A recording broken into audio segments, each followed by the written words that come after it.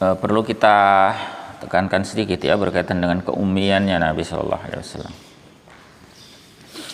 Jadi Nabi itu memang ummi ya, juga disebutkan di dalam Al-Quran, misalnya di surah Al-An'am ya, itu memang disebutkan bahwa beliau itu ummi, tidak membaca dan tidak menulis. Bahkan ketika di awal menerima wahyu itu kan perintahnya Iqra, baca. Dalam hadis riwayat Al-Bukhari itu beliau sempat menanggapi, ma ana biqari, aku tidak dapat membaca. Ditekankan lagi untuk Iqra dan beliau tetap menjawab dengan jawaban yang sama berapa kali. Itu menegaskan memang Nabi itu ummi. Tetapi perlu dipahami bahwa keummian Nabi Shallallahu Alaihi Wasallam itu bukanlah suatu aib, ya, bukan suatu celah. Berbeda dengan kondisi kita di zaman sekarang yang menganggap ummi itu tidak bisa baca tulis itu sebagai aib. Ya. Keummian Nabi Shallallahu Alaihi Wasallam itu justru menjadi keistimewaan di masa itu. Ya, bahkan dalam konteks wahyu itu sangat penting ya, nanti di belakang kita tekankan.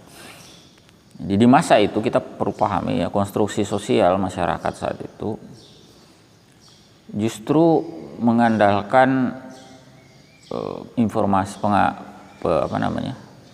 rantai informasi itu dengan informasi oral ya, by oral, dari mulut ke mulut, dan itu membutuhkan hafalan yang kuat, kekuatan hafalan. Kalau informasinya itu, jadi untuk bayangkan ya, orang kalau tidak kuat hafalannya itu sulit menyampaikan informasi oral dari mulut ke mulut. Coba bayangkan, kadang-kadang di kesempatan pelatihan itu kan ada namanya permainan informasi beruntun. Jadi orang dijejer banyak, beberapa baris ya, mungkin 5 sampai 10 baris. Kemudian orang pertama disampaikan informasi secara lisan, kemudian diminta menyampaikannya kepada orang kedua diminta kepada orang ketiga, begitu seterusnya sampai terakhir ke belakang. Nah itu setelah dicek, lazimnya itu di belakang itu sudah mengalami distorsi yang cukup besar ya. Kadang perintahnya A di awal itu sudah jadi Z, jauh sekali ya. Bahkan belum sampai rantai terakhir itu baru berapa rantai awal itu sudah kacau balau informasinya, penyampaian informasi secara lisan. Padahal itu baru disampaikan dalam dalam waktu yang relatif dekat. Bayangkan orang dulu itu menerima informasi dari mulut ke mulut itu bisa sudah beberapa rantai, dan itu berhari-hari, berminggu-minggu, bahkan mungkin baru bulan depan, tahun depan dia sampaikan lagi kepada orang lain. Nah, agar tidak mengalami distorsi ya, diperlukan kekuatan hafalan yang luar biasa, dan mereka tumbuh dalam kultur masyarakat seperti itu. Bahkan kemampuan menulis itu dianggap sebagai aib. Terbalik dengan kondisi kita sekarang. Jadi orang menulis di masa itu jadi aib. Jadi terkenal sekali kisahnya Zurumah, itu seorang penyair Arab terkemuka. Dia karena sudah lanjut usia itu kemudian menulis. Nah, ketika dia menulis itu pernah dia kedapatan, kepergok oleh orang lain menulis sesuatu, dan dia menjadi sangat malu, sampai dia mengatakan, uktum anni fa innahu aibun indana, sembunyikan hal ini dariku, artinya jangan sampaikan ke orang lain, jangan bilang-bilang kalau saya ini menulis. Mengapa? Karena itu aib bagi kami. Jadi di konstruksi masyarakat saat itu menulis itu aib, bisa menulis itu ya, karena dianggap kemampuan kognitifnya terutama bagian hafalan itu lemah, sehingga dia harus menulis. Itu kondisi masyarakat saat itu. Nah, maka jangan heran kalau mereka itu kuat memang menghafal. Ada khutbah Nabi Shallallahu Alaihi Wasallam itu dihafal orang, dihafal sahabat khutbah. Bayangkan seperti khutbah Haji Wada itu riwayatnya sampai beberapa halaman. Dihafal orang. Dihafal sahabat.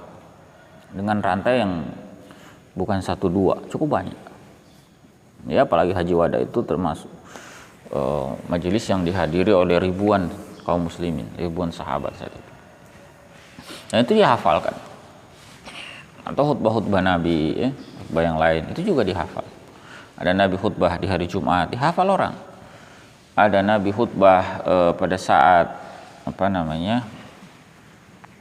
sholat khutbah gerhana, dihafal orang. Riwayatnya tuh masih bisa cari.